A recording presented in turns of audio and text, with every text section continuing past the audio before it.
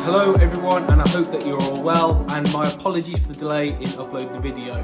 I've had what I would classify to be the flu, but my wife would call it the common cold, and I've only just recovered from that. And also, if you do see my cut on my face, I wish that I had a cool story as to how it happened. In reality, I was playing donkey with my daughter Elsie, which is where she goes in my back and I'm the donkey, and she accidentally scratched my face with a nail, so yeah, not the coolest story in the world.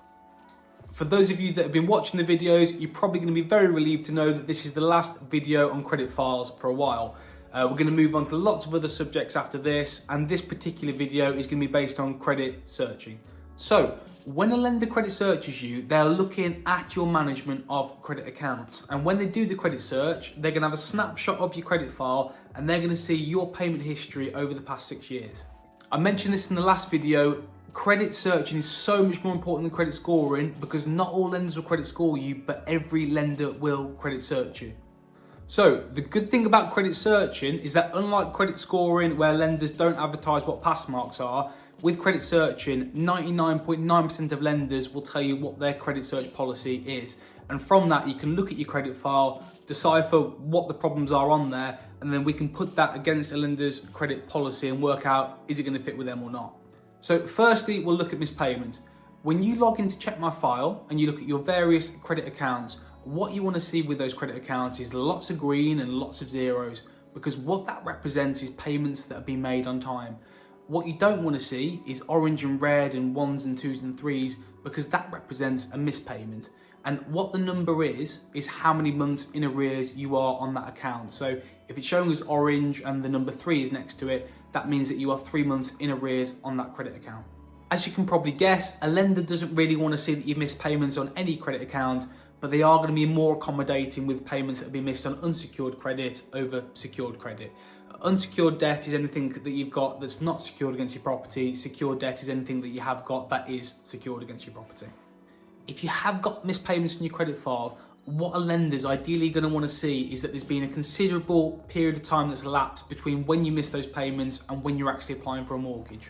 And don't get me wrong, even if you have missed payments very recently, there's still lenders that will consider you for a mortgage. You know, even if the missed payments in the last 12 months or 6 months or even 3 months, lenders will still look at you, but you are looking with more subprime lenders and the rates will be considerably higher than what you would get on the high street. Best advice when it comes to missed payments is to catch up with any arrears that you're in with any creditors and then delay making a mortgage application for as long as you possibly can.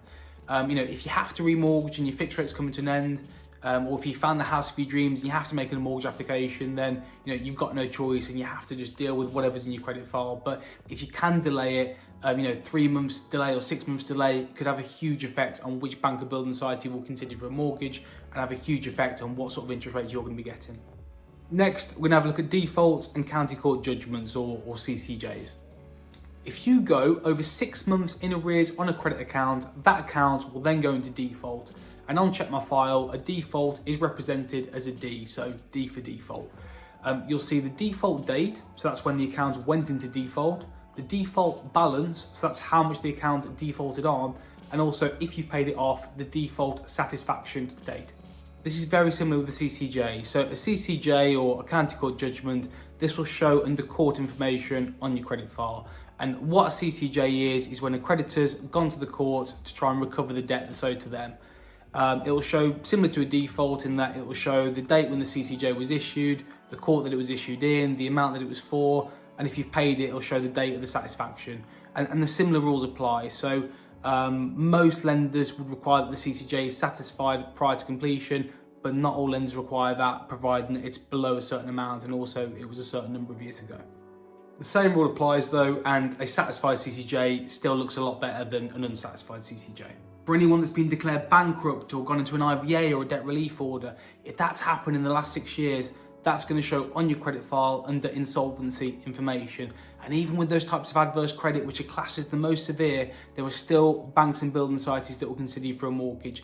And the general rule of thumb is that as long as you've been discharged for over 6 years, and as long as your credit's been squeaky clean since then, they will still consider you. And there's even more flexible lenders that as long as you've been discharged for 3 years, they will also consider you. If you're in a debt management plan, that's going to show on your credit file under debt arrangements. And even whilst you're in a debt management plan, you can still be considered for a mortgage. The lenders will still look at all the other stuff in your credit file. So if there's been mispayments, defaults, county court judgments, that will be taken into account.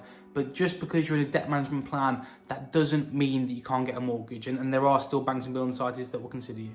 If you have got adverse credit in your credit file, as I mentioned to you earlier in the video, you want that to be as historic and as long ago as possible.